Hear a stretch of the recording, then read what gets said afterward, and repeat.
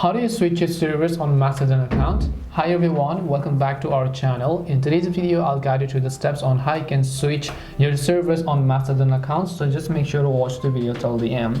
Now, servers in Mastodon are referred to such as your public domain. For example, you could be using mastodon.social, some could be using mastodon.online or mastodon.jp depending upon whichever region and server you chose. And if you want to pick another server on Mastodon account, all you have to do is simply go ahead and launch the Mastodon application here.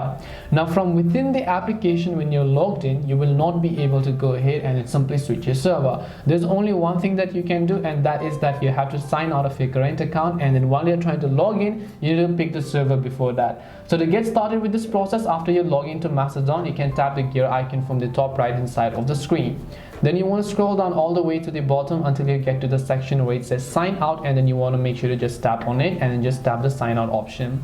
As when you tap on sign up, you can see I'm on the login screen, and this is exactly where we want to change our server, because as you can see at the bottom of this purple button, it says pick another server. You want to simply select that option here. Now you can just choose a server based on your own language or your sign up speed, or maybe the servers whatever you choose, because as I said earlier, you can see mastodon.social, .jp, .world, .to, .online and .cafe, and so many servers are out there. You can just select the one that you prefer and then just tap the next option here, tap on I agree, tap on the I agree button, create an account, sign up for it, and then you should be able to successfully switch your servers in this way.